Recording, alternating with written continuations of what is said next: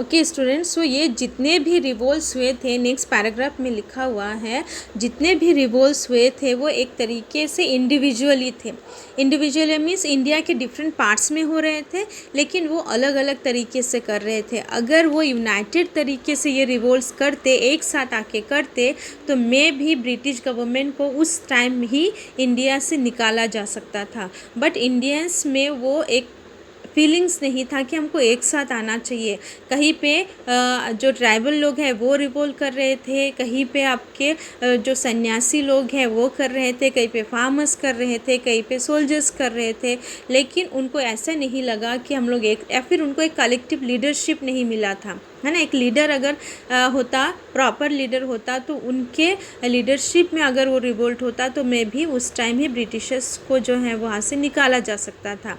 लेकिन ब्रिटिशर्स ने क्या किया, ये जितने भी रिवोल्ट चल रहे थे, क्योंकि वो इंडिविजुअली लड़ रहे थे, तो ब्रिटिश गवर्नमेंट ने हर कोई प्लेस में ब्रिटिश आर्मी को भेजते हुए, क्योंकि उनके पास मॉडर्न वेपन्स थे, उसके हेल्प से उन्होंने हर कोई के रिवोल्ट को उन्होंने सप्रेस कर दिया मीन्स दमन कर दिया।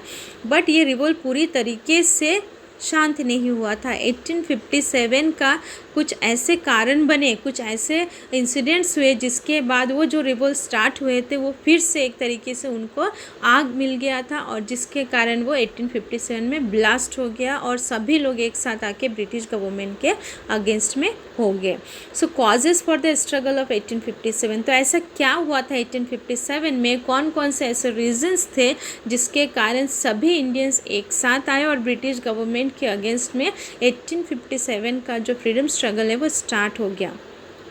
So in the next paragraph there is written that during British period there were many kingdoms in India. Whatever changes took place at the center never affected the village system. The village system continues as it is. But the British changed the prevalent system and tried to set up a new system. Looking at the changing nature of village system created a feeling of instability and insecurity in the minds of the people. That means Britishers के पहले भी India में बहुत सारे ऐसे rulers आए थे, ऐसे किंग्स आए थे जिन्होंने इंडिया के ऊपर अटैक किया, इंडिया में आके वो सेटल हो गया, इंडिया के ऊपर उन्होंने रूल किया। फॉर एग्जांपल हम ले सकते हैं मुगल्स, है ना। मुगल्स आए थे मंगोलिया से, बाबर आया था, उसने इंडिया के दिल्ली में जो उस टाइम में एम्परर थे उनको डिफीट किया, और फिर वो दिल्ली का जो है वो एम्परर बन गया, सम्राट बन गया। लेकिन यहाँ आने के बाद उसने इंडियन सिस्टम में चेंजेस लाने की कोशिश नहीं की। ओनली मुगल्स ही नहीं बल्कि बाकी भी बहुत सारे ऐसे रूलर्स आए थे, लेकिन उन लोगों ने इंडिया के ऊपर रूल तो किया लेकिन इंडियन सिस्टम को एज इट इज़ रखा।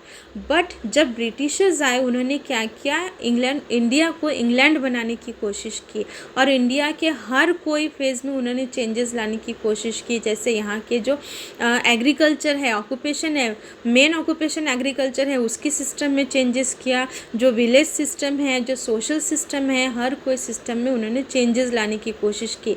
और जब ये चेंजेस करने लगे तब इंडियंस के मन में एक तरीके से डर आ गया कि अब हमारे लाइफ का क्या होगा।